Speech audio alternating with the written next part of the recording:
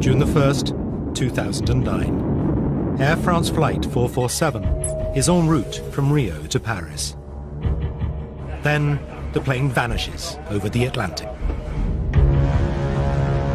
I've lost an aircraft with 228 people on board. Aviation experts are baffled. Did the aircraft just go missing? Has it actually crashed? The plane is one of the most technologically advanced passenger aircraft ever to fly. For an A330 to have gone missing, it was kind of unthinkable. Clues to what happened to Flight 447 are frustratingly few. But now, recordings have been recovered from the cockpit.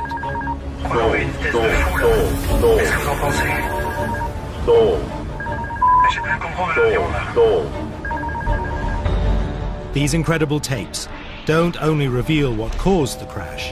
Hold up. Hold up. Hold up. They pose a disturbing question. Just how safe is flying today?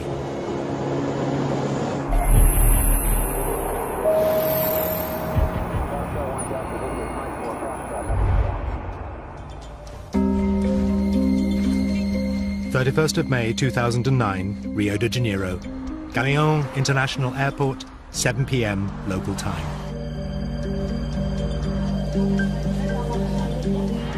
The Air France flight, an Airbus 330, takes off for the 11-hour journey to Paris. Air France is a great airline. The A330 is the latest generation of airplanes. The aircraft is so technologically advanced, aviation experts claim it pretty much flies itself.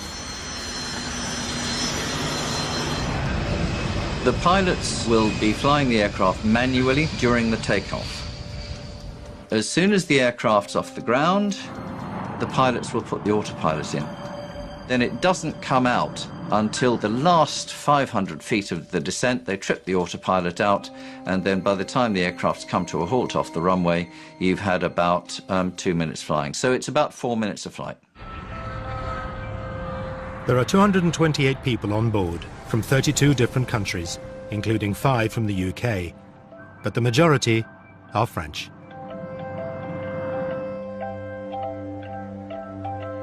Caroline Soulas and her husband, Air France flight attendant Sebastian, have just enjoyed a 3-day break in Rio. Caroline got the opportunity to travel much because with her husband she went everywhere in the world, especially for Brazil. She went 3 times in Brazil. She fell in love with this country. Just before boarding Flight 447, Caroline contacts her mother, Corinne, at home in Paris. Before leaving Rio, it was about 7 o'clock, she sent me a text saying, it's a pity to leave Rio because it's so sunny. What's the time in Paris? It was the last text I had. 1:35 a.m. Flight 447 makes final radio contact with Brazilian air traffic control. Your traffic, my friend. Okay. The plane leaves Brazilian airspace and now flies into a radar dark spot in the middle of the Atlantic. The aircraft will be out of radar contact until it comes within range of Senegalese air traffic control. It was right in the middle of the big gap, in the middle of the ocean. And it was at a point where it was handing off between Brazil and Senegal. Most people don't realize that communications over the oceans are actually pretty spotty. And in this case, they were extremely spotty. 3:45 a.m. 2.5 hours after leaving Brazilian air control, Flight 447 still hasn't appeared on the radar screens in Dakar. They were slow to recognize, first of all, that the aircraft had gone missing. Senegal didn't sound the alarm very quickly. A search and rescue operation is scrambled to the last known position of the missing aircraft. In Paris, families and friends gather to meet the flight at Charles de Gaulle Airport. Waiting for the aircraft flight 447. Corinne Soulas is at home, expecting her daughter to phone. But it is Caroline's father-in-law who rings. I receive a call asking me which was the number of the flight, because he has heard on the TV or on the radio that a plane has disappeared. And I didn't know that. So I began to be afraid.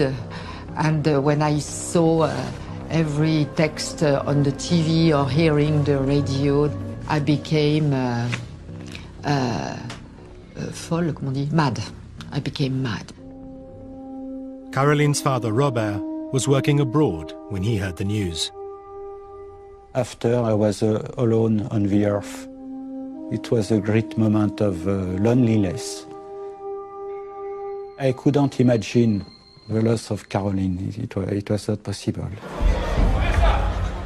Within hours of the disappearance, Air France makes an announcement. This is a catastrophe, undoubtedly. And we have lost an aircraft with 228 people on board. Flight 447 has seemingly vanished. No mayday, no trace on radar, no witnesses, and no sign of wreckage. Clues to what happened to Flight 447 are frustratingly few. There was so little information available initially. Did the aircraft just go missing? Has it actually crashed? Where was the wreckage? The crew showed no sign of alarm, because if they were seriously alarmed by something, they'd have made an emergency call to air traffic control, but they didn't. And the fact that there was no distress signal, what does that say to you? It could be, dare I say, a bomb or something like that. First thing people think about now, post-2001, is terrorist attack. When French intelligence officers check the passenger list, they spot names they suspect are linked to radical Islamic organizations. Only the wreckage could confirm or disprove the bomb theory, but they cannot pinpoint where the plane went down. The difficulties for Air France 447 were huge. Firstly, the aircraft crashed in an area where there was no radar coverage, so it was not possible to locate where it had hit the sea. So the search area was enormous. They were looking over an area of 17,000 square kilometers. On June the 6th, 5 days after Flight 447 disappeared, fragments of wreckage, along with 50 bodies, are discovered approximately 600 miles off the coast of Brazil. The find rules out a bomb. The plane was in one piece when it hit the water. The fact that the bodies that were found floating on the water came from many parts of the aircraft, as when they were identified, gives some indication that the aircraft was intact and the people were still inside it when it struck the water. But if an explosion didn't down Flight 447, what did? How can such a sophisticated, expensive machine have such a large, profound loss of life? There was a very strong hunger and need to know why it happened, both for the families and also for future safety. With over 600 Airbus A330s in daily service worldwide, it's vital to find out what caused the crash. The answers could lie in the plane's black boxes, but they are lost 2.5 miles down on the seabed. I want to know exactly why my daughter died. The reason why.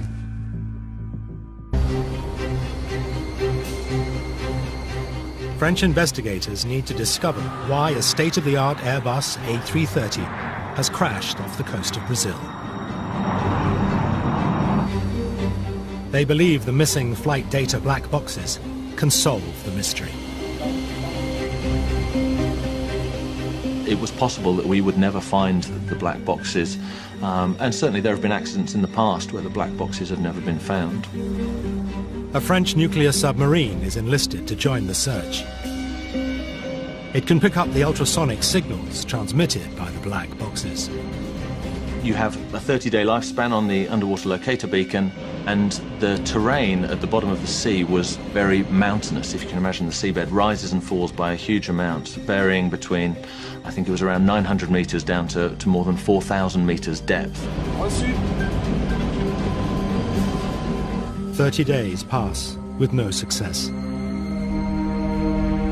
The team now send mini-subs down to scour the seabed. The black boxes were the crucial piece, which is, of course, why incredible amounts of time and treasure were spent by the French government and others. Many assisted trying to find these things, and it was an extraordinary search effort. But after almost 2 years, one of the greatest underwater searches in maritime history, costing over £25 million, draws a blank. Just as it seems the mystery of what downed Flight 447 would never be solved, the French investigators turned to the American team that located the wreck of the Titanic in 1985. Then, on the 2nd of April 2011, the dive team find the shattered fuselage, 13,000 feet down on the seabed. They also find 104 bodies, many still strapped in their seats.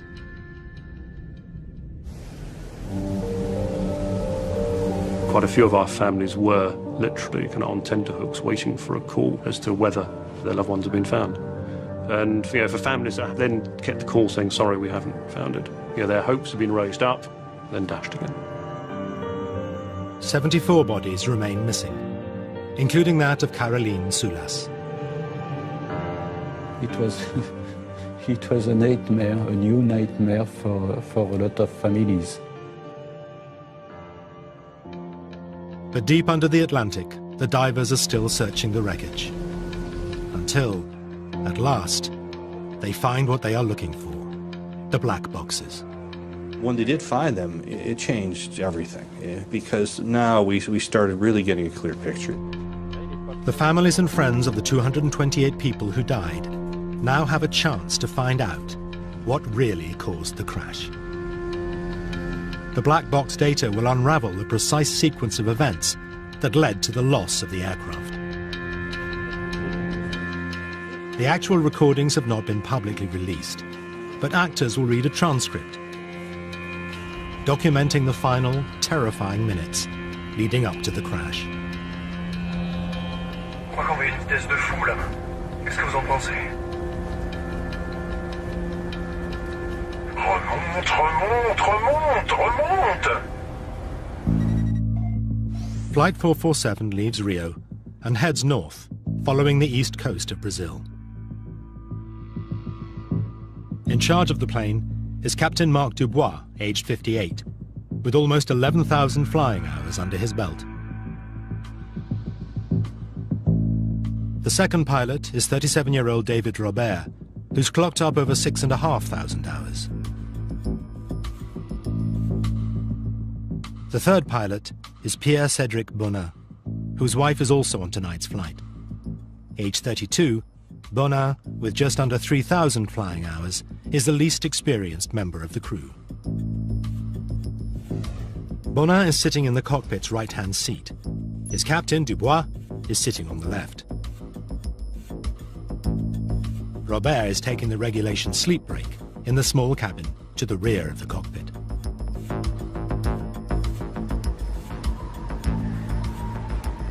Dinner service is over, and the cabin lights have been dimmed. The plane is due to reach Paris in 8 hours' time, and many passengers will now try and grab a few hours' sleep. Things also seem relaxed in the cockpit. Tout va bien? Tout va bene. Tout va bien? Pas de café, de thé? Tout va bien. Ça ira. À tout à l'heure. Merci.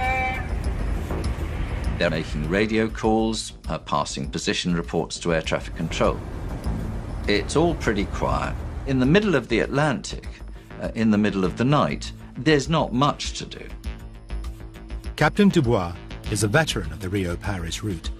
and points out an upcoming landmark to his junior first officer, Bonin. C'est l'équateur. Tu avais compris, je suppose. Non, je m'en doutais. As they approach the equator, they will enter an area called the Intertropical Convergence Zone. For aviators, that area is famous for creating convective weather or thunderstorms. It was generating some really interesting and severe areas of weather the night of the crash of Air France 447. Michael de Villiers has analyzed the weather patterns on the night of the crash. What it shows there is the areas that were forecast on the significant weather chart where there would be thunder activity, quite a few around. Thunderstorms are probably the most dangerous form of weather. It's strong updrafts and downdrafts, can knock the aircraft around, can also cause structural damage if a thunderstorm is severe enough. You get icing, you get the hail, you get lightning, which can also damage an aircraft. Massive cumulonimbus storm clouds can extend upwards to 50,000 feet, too high for commercial planes to fly over. Sometimes you've really got to think about which route you're going to take and which headings you're going to take up to try and avoid them. But Captain Dubois seems unconcerned, and Flight 447 stays on course. On va pas se laisser emmerder par des cumulus quand même. Navigating around storm clouds it's not demanding. You look at them, if they're in front of you, you turn left or turn right and you fly round them. I mean, this is not difficult stuff. But several other flights crossing the zone that night do decide to divert around the storm. Neige. 209 nœuds. Il y a un truc droit devant, et il y en a un autre derrière. Hein? Oh merde, non. Je baisse un peu la lumière intérieure pour voir dehors. Ouais. J'allume les feux pour voir. Ah voilà. Quoi? On dirait qu'on va rentrer dans les zones nuageuses. 1:51 a.m. Now the dimmed cockpit is suddenly lit up. Ah bah manquait plus que ça. C'est quoi ça? C'est tout ce qu'il nous fallait, monsieur de Saint-Elme.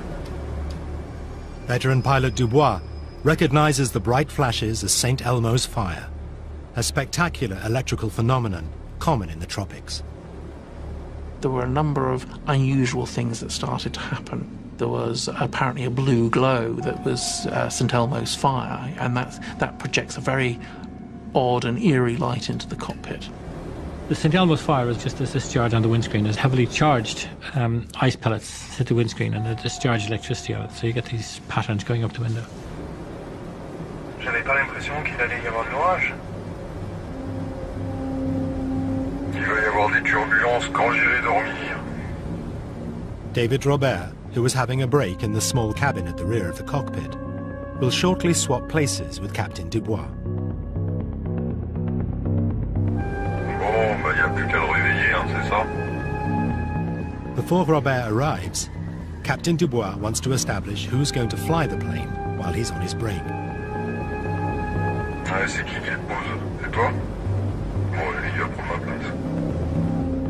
This means Bonin, with the least amount of flying hours on his record, will pilot the plane until the captain returns. If a captain is going on the break, you would have thought that the priority would have been to have the most experienced person in charge of the aircraft and sitting in the appropriate seat. T'as dormi? Moyen. T'as pas dormi? Il a dit moyen. Bon, allez, je me casse. Bon, ça va. Bon, les petites turbulences qu'on vient d'avoir, t'auras les mal après? I did find it interesting that for what I thought we were certainly the most busiest part of the flight in terms of weather avoidance, that the captain decided to take rest for that. I would have thought that would be the bit the captain would want to stay for. The decision he made, in his mind, he was quite happy with it. In hindsight, us looking at it, maybe it wasn't the best decision. Minutes after Captain Dubois leaves the flight deck, the weather deteriorates. On va les appeler à l'arrière pour leur dire. Oui. Oui, Marilyn, c'est Pierre devant. Dis-moi, dans 2 minutes, on devrait passer une zone où ça devrait bouger un peu plus. Il faudra vous méfier. D'accord. On s'assoit alors. Ouais, je pense que ça serait pas mal. Je te rappelle dès qu'on est sorti de là.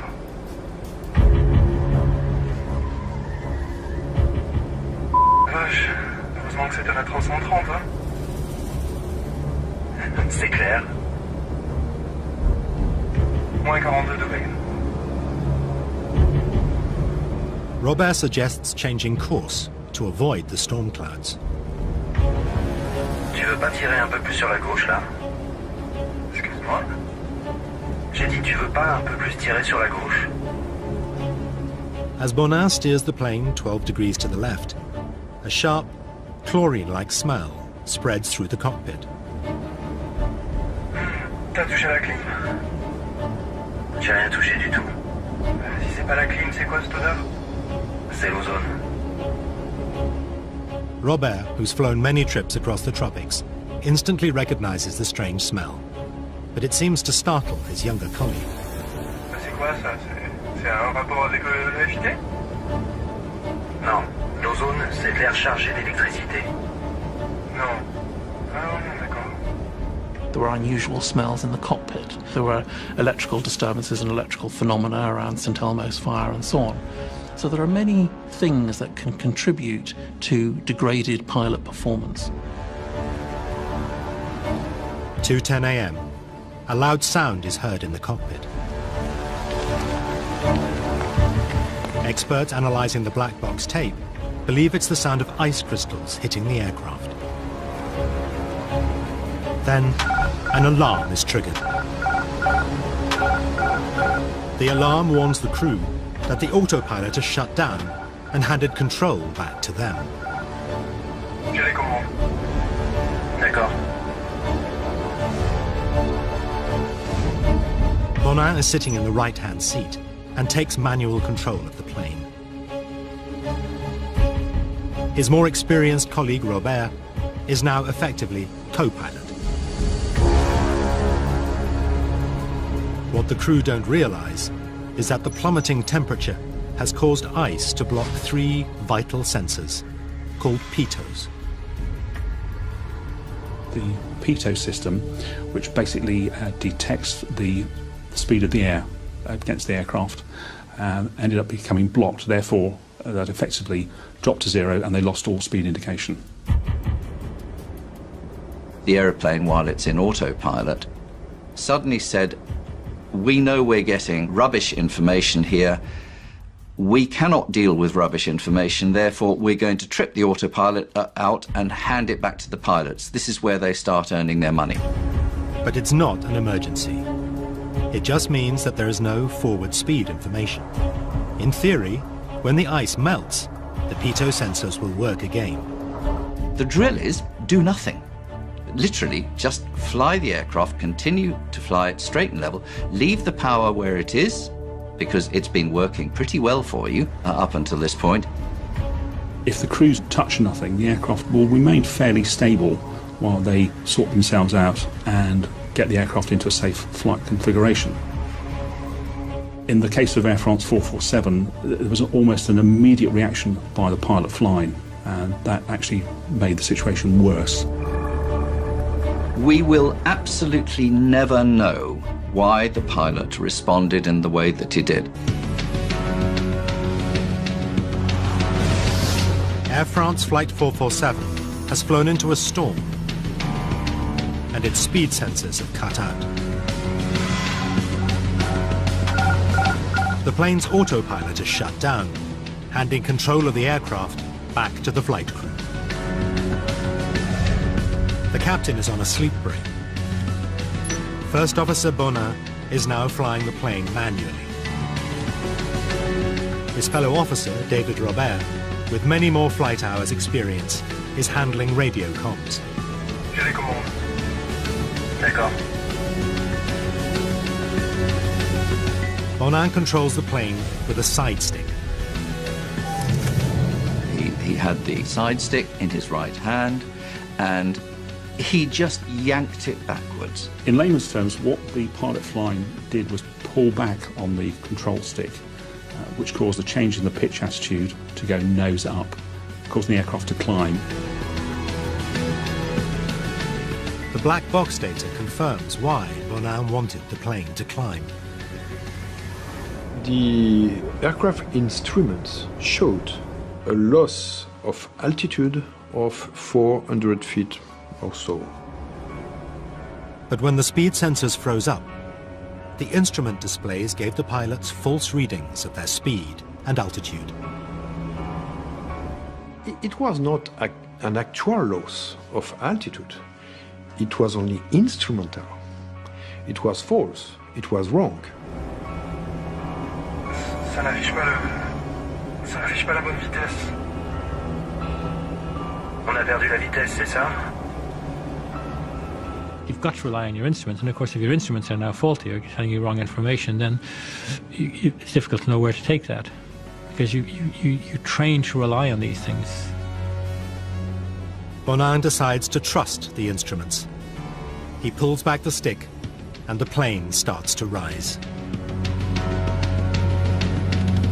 The aircraft will go up quite rapidly. In fact, at one point it's climbing at 7,000 feet a minute, which is a very high rate of climb at that altitude. Because he was going uphill into very thin air that the aircraft couldn't be supported by while it was at its weight, the aircraft started slowing down, just like if you leave your foot on the accelerator of a car and it starts to go up a hill, it will slow down unless you give it more gas.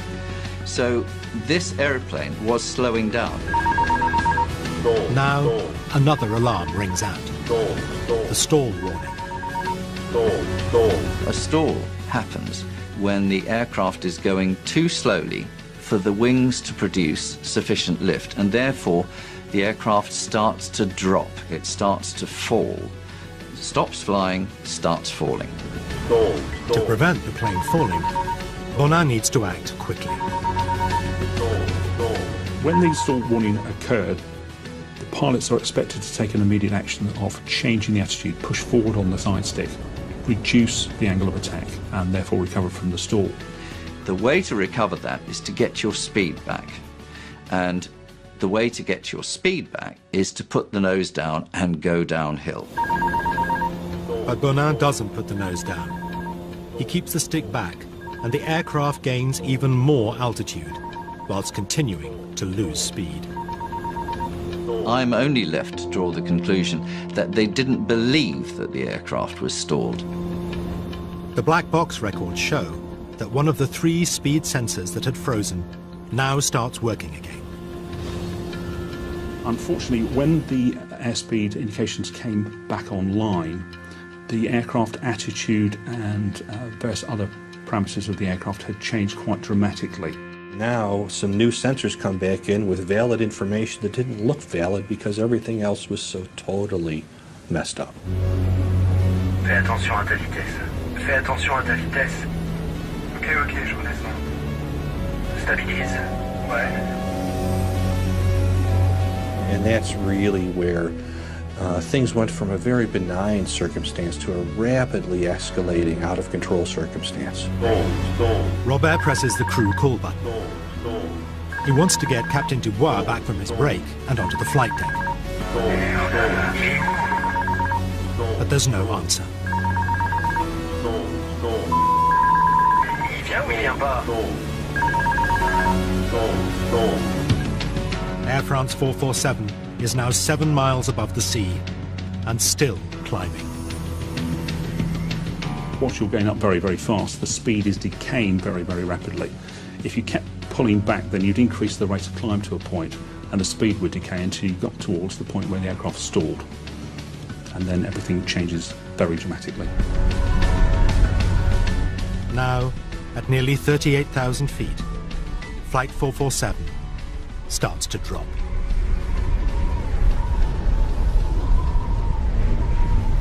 On a pourtant les moteurs, qu'est-ce qui se passe, bordel? Tu comprends ce qui se passe ou pas? Stall. J'ai plus le contrôle de l'avion. J'ai plus du tout le contrôle de l'avion. Merde. C'est quoi là? Je crois qu'on va trop vite. Just under a minute after he was first called, Captain Dubois returns to the cockpit, taking the jump seat behind the younger officers. Bon, qu'est-ce qui se passe là? Qu'est-ce que vous foutez? Mais qu'est-ce qui se passe? Je sais pas ce qui se passe. Faire le contrôle de l'avion. On a totalement perdu le contrôle de l'avion. On comprend rien. On a tout tenté. When the captain emerged onto the flight deck, that was a point at which a fresh set of eyes could have made sense of what was actually going on, and there was still time to recover the aircraft. There wasn't any conversation about here's what happened and here how we got into it. I think it would be very difficult for somebody just walking straight onto a flight deck to suddenly instantly determine, oh, you are in a deep stall descending at 10,000 feet a minute with a high nose attitude, you need to do this. Alors tiens, prends ça. Prends ça. Le problème, c'est que j'ai plus de variant. D'accord. The variometer, the instrument that measures the vertical speed of the aircraft, has stopped working. J'ai plus rien qui s'affiche. On n'a pas une seule indication valide. They were faced with unreliable indications of things, and they were trying to make sense of what was reliable and what the aeroplane was actually doing. So they were struggling to know what you could believe and what you couldn't believe. Because Bonin is still pulling the stick back, the nose is up and the plane is stalling. Je crois qu'on va à une vitesse de fou là. Qu'est-ce que vous en pensez? He thinks the plane is going too fast and moves to put on the air brakes. At that point, that's absolutely the wrong thing to do. The problem already was going too slow and not having enough lift. The speed brakes would have made that worse. David Robert rapidly overrules the man flying the plane. Non, surtout sors pas les freins. Non? Ok. Les sors pas. The aircraft now falls to below 30,000 feet, but they still have time to recover the situation. If they had stuck the aircraft's nose down and applied a decent amount of power, they could have recovered completely from the stall and, with an undamaged aeroplane, resumed the flight. Robert now takes over control of the plane without issuing the customary verbal acknowledgement. But he doesn't realize that Bonin is still pushing back on his stick, and the crew concentrate on getting the wings straight, rather than powering the plane downwards, out of the stall. Les ailes sont à l'horizontale, non? Les ailes à plat. Allez, redresse sur l'horizon. Sur l'horizon. They didn't understand what was happening to the airplane. They didn't have it. The picture they had in their head of what was going on was so confused that the actions they took, which they hoped would recover the airplane, were absolutely the wrong actions. On tire, qu'est-ce que t'en penses? Qu'est-ce que t'en penses? Qu'est-ce qu'il faut faire? Je sais pas. On descend. They were suddenly faced with something they'd never experienced before, and therefore there was a moment of complete shock, and known as the startle effect. A lot of things were happening all at the same time, and they didn't quite know exactly what was happening.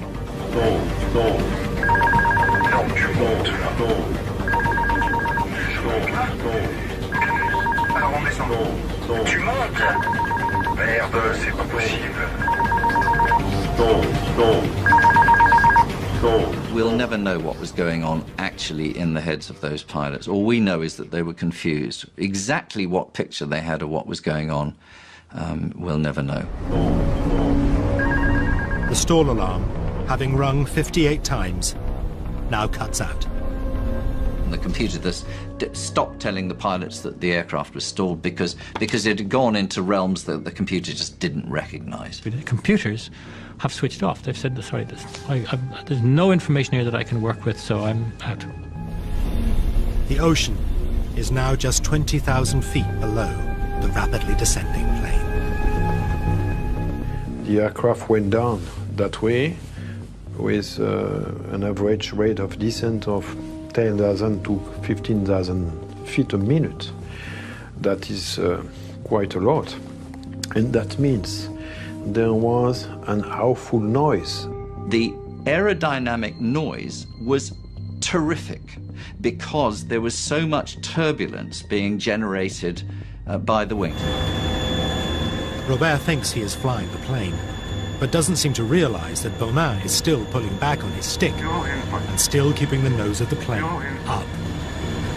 Attends, moi j'ai les commandes. C'est moi qui ai les commandes, non?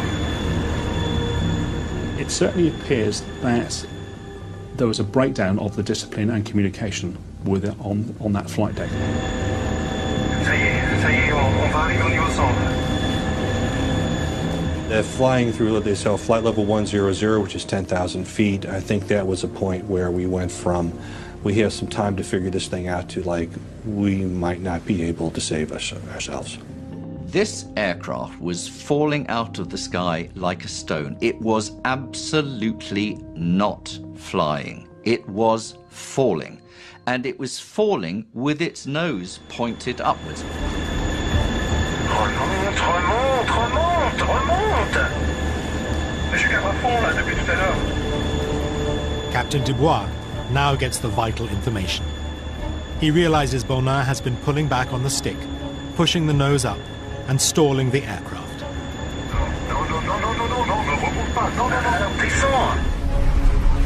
To get out of the stall, Robert knows he must get the nose of the plane pointing downwards.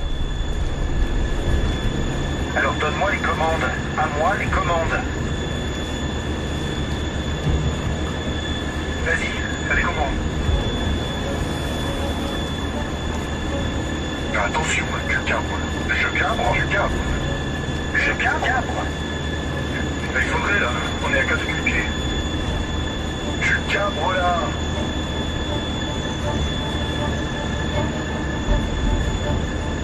The aircraft was mushing down like that, nose in the air, and it was mushing down through the sky like that. As they near 2,000 feet, the aircraft's ground proximity warning system detects the ocean below, and a new warning sounds. Pull up! Pull up! Sink rate! Pull up! Pull up! Allez, on tire. On tire, on tire, on tire. Pull up! Va taper. Pull up! Mais c'est pas vrai. Pull up! Qu'est-ce qui se passe? 10 degrés d'assiette. The recording stops at 02 hours, 14 minutes, 28.4 seconds.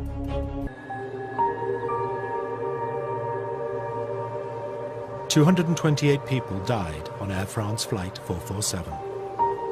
The crash also shattered the lives of families and friends.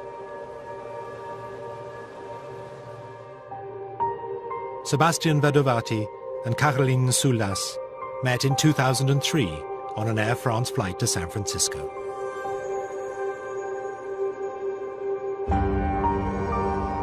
Six years later, they died on Air France 447.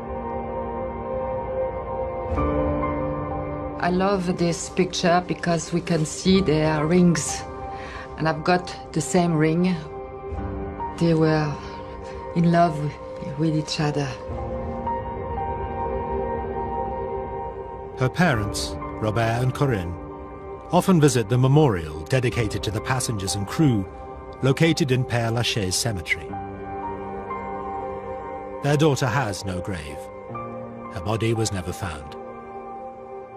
And the problem is also that they were a couple. Sebastian's body has been retrieved and Caroline no. So it means that they are separated now forever. I hope she didn't feel anything before the impact, before the crash, I hope. I'm not sure of this. One of the questions that I get asked is, Did my father, husband, son, brother, sister know anything about what happened? The hardest one for me was talking to the family of a young boy who was coming back from being with his grandmother in Rio. And they only asked me one question: did he suffer? A mother asked me, so would my daughter have known about this? Because a lot of friends had told me that she wouldn't have known anything. She wouldn't have been conscious. And I felt obliged to tell the truth, which was, I'm afraid, in my view, I think she would certainly have been alive throughout the 3.5-minute descent. She may well have been asleep. I would hope she was asleep, but it would have been a bumpy, uncontrolled descent, and so she may well have known about it. At a press conference in Paris, Air France robustly defended their pilots and acknowledged the dedication of all 12 aircrew who died in the disaster. C'est dans un environnement de pilotage extrêmement dégradé que l'équipage, qui rassemblait à la fois les compétences du commandant de bord et des 2 copilotes, est resté engagé jusqu'au bout et jusqu'aux derniers instants. You have to go back and say, so 3 experienced pilots, qualified pilots, and between them they couldn't figure out what was wrong with their airplane and why it was flying into the ocean. That's a system failure. That's not a pilot failure. A report by the BEA, the French Safety Investigation Agency, found that the disaster was the result of both technical and human factors that started when the AF447 speed sensors, called pitos, malfunctioned and tripped the plane out of autopilot. Thales, the manufacturer of the pitos, state the tubes had to operate under severe environmental constraints that were well outside of both the specified parameters and certification requirements. But this wasn't the first time that this type of pitot tube had failed. EASA, the European Aviation Safety Agency, were aware of 17 cases of pitot failure from 2003 to 2008, but state it was not reported to them that crews had difficulties in addressing the situation. The pitos had been qualified to high standards and therefore did not justify mandatory action. Air France knew there was a problem with the pitot tubes, and by agreement they were going to phase in these replacement working pitos over a matter of months. But what they weren't going to do is to ground all their Airbus aircraft whilst these new working pitos are retrofitted. They felt that they could operate safely, in their opinion. Airbus, the manufacturer of the A330, also stress the pitos fitted on the plane met all safety requirements. All 3 pitot probes satisfied the requirements of the certification, and subsequent to the accident were retested and they still satisfied. In fact, they did better than the certification limits by quite a bit. After the accident, EASA made installation of new pitos compulsory, and since August 2009, the entire Air France fleet of A330s is equipped with the new pitos. The investigation report also recommended improvements to A330 stall alarms and cockpit instrumentation, primarily the plane's flight path navigational aid, the flight director. The flight director was a bit confusing. And keep in mind, we've established already that the computers were confused, that they were still tending to follow the flight director commands. Airbus say the pilots ignored operational procedure and should have turned off the flight director as soon as they lost their speed readings. But they will vigorously examine all recommendations made by the BEA. But does advanced technology always make flying safer? The aeroplanes themselves, they may be simple to fly, they may have automation to help you do it, they may have computers to help you calculate things with incredible accuracy, but they are immensely complex. So if anything goes wrong, it's rather like something going wrong with your computer. An airplane's just a big bunch of computers nowadays. So can we trust that pilots still have the skills to fly? The crew of AF447 were fully trained and qualified. But the French investigation recommended additional training for pilots. To some extent, this accident was predictable. We've known for a long time that there are areas where pilots need better training, and it's not just on Airbus type of aircraft, it's on all the modern jet fleet of aircraft. Pilots who are primarily used to using all the automatics can have their manual flying skills degraded, and this is a concern within the industry, that is happening. Therefore, if you have an unusual situation that perhaps they haven't trained for, then it does rely on a discipline and appropriate training for those pilots to be able to say, I can still fly this aeroplane. Air France state that over the past 3 years, simulator sessions have been introduced to address unsure speed at altitude, as well as new emergency manoeuvres in case of a stall situation. EASA say they are reviewing all safety recommendations made by the report, and if necessary, will then take measures to improve aircraft equipment and decide on additional training requirements. This aircraft crashed because they didn't know what was going on. They should have known what was going on. Do I blame them? No, I blame the system, the training. The training. It's not Air France either, because Air France trains its pilots like other airlines train their pilots. It's the fact that the training that the law requires the airlines to do is all wrong. It does not address the needs of pilots flying modern, highly automated airplanes, and that is why Air France 447 happened.